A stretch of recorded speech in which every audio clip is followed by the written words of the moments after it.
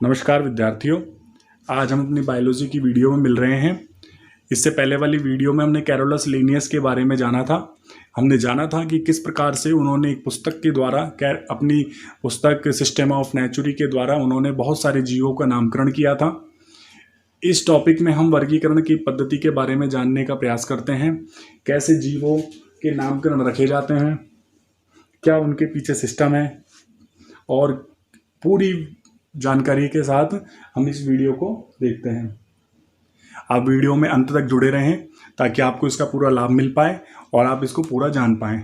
ठीक है, देखो, वर्गीकरण की पद्धति जीवों की विविधता के साथ साथ उनके बीच पाए जाने वाले संबंधों का अध्ययन किया जाता है।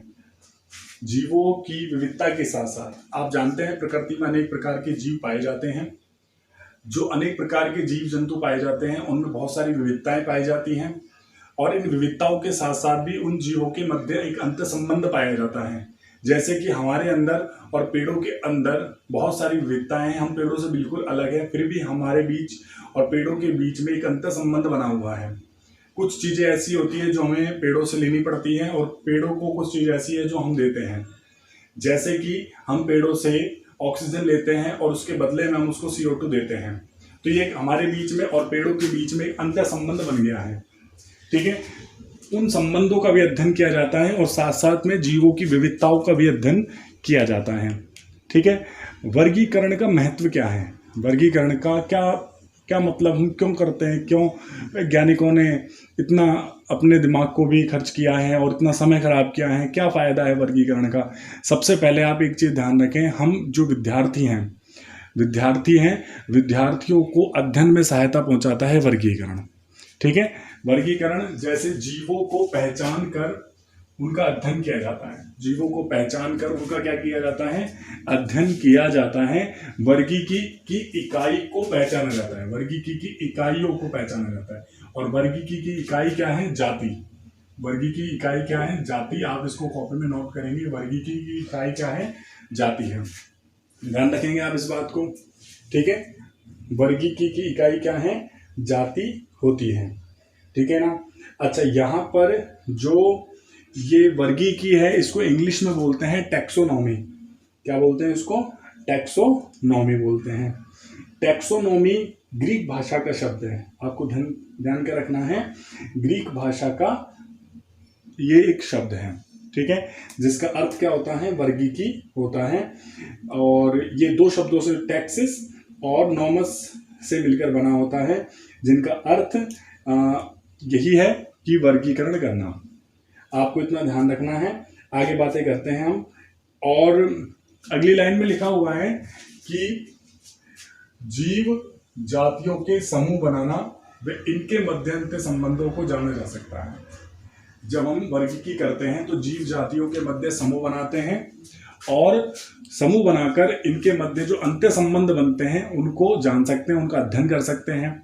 आपको अपनी कॉपी में नोट करना होगा कि वर्गीकी की इकाई क्या है, जाति है। ठीक है फ्रेंड्स, आगे बात करते हैं। ये तो हो गया अपना महत्व है। वर्गीकी के संवर्ग क्या हैं, यानी जो टैक्सोनॉमी है उसके कैटेगरी क्या क्या है।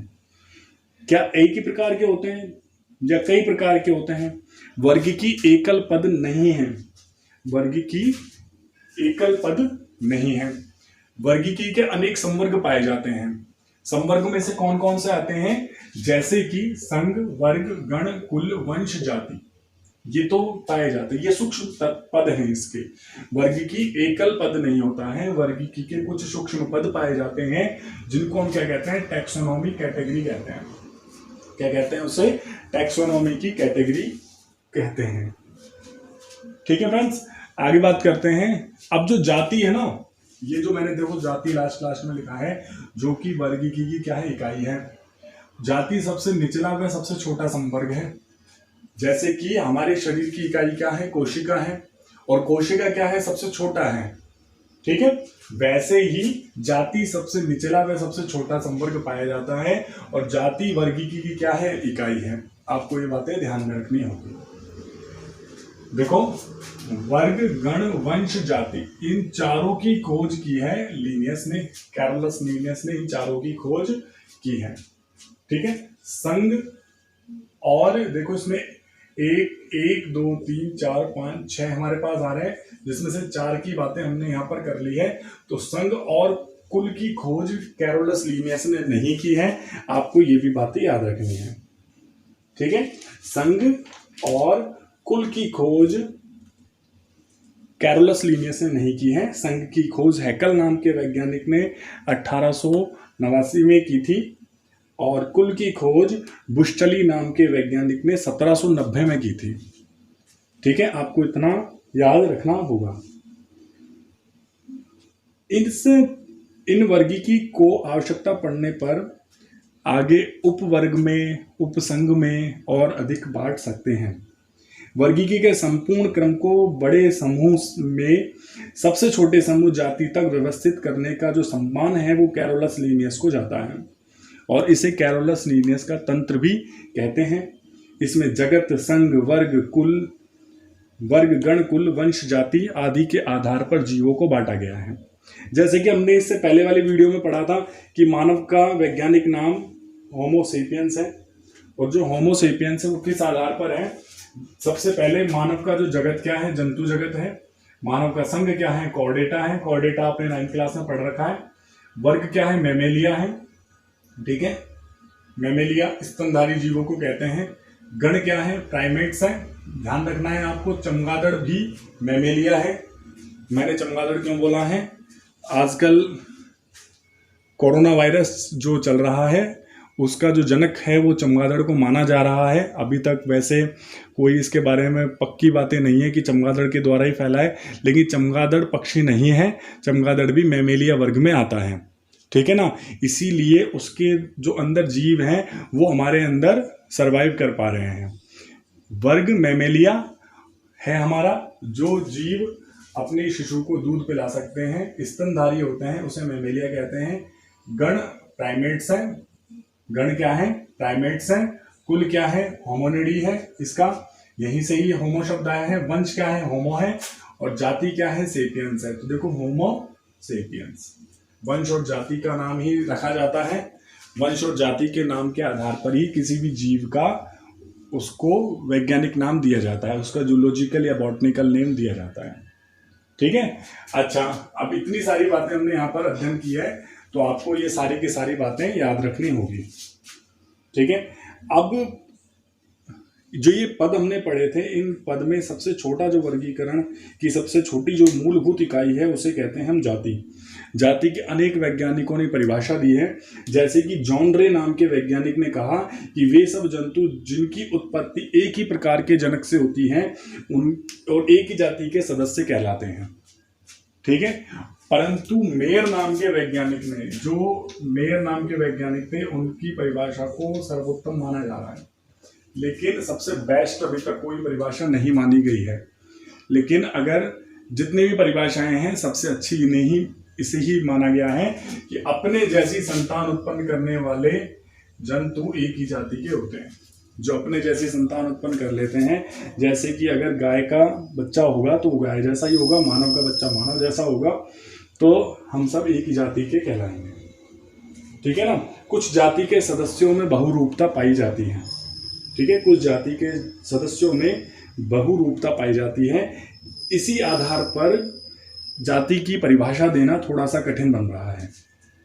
ठीक है फ्रेंड्स, आगे बात करते हैं वंश की क्या परिभाषा है। कई बार 1 नंबर के क्वेश्चन बनते हैं, वंश की क्या परिभाषा। एक समान जातियों के समूह को, सबसे पहले जाति छोटा है सबसे, तो वंश क्या है, एक समान जाति के जो समूह होता है उसे वंश कहते हैं।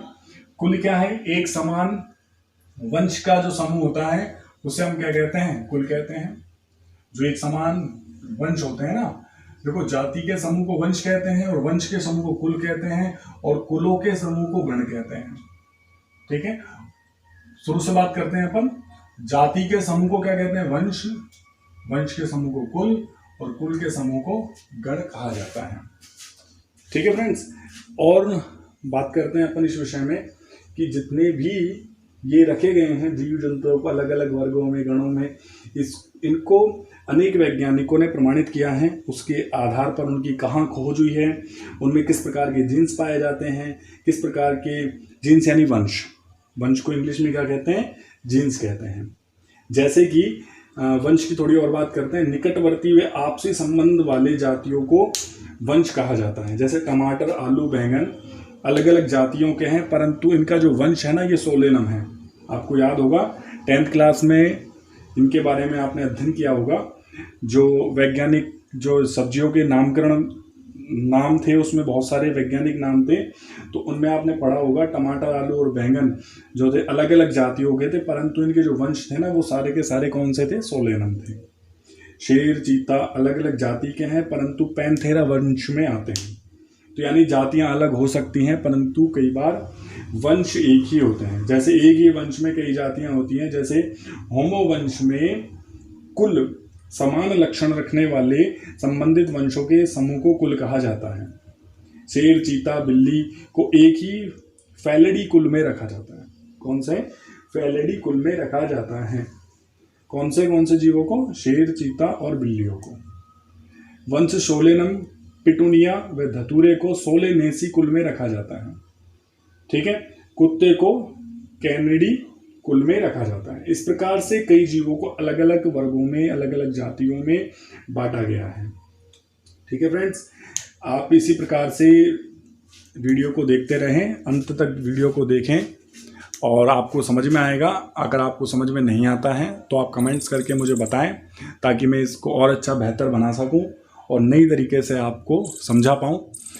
और आप इसी प्रकार से जुड़े रहेंगे तो आपको अध्ययन में सहायता मिलेगी। अपने खाली समय का लाभ उठाएं। धन्यवाद।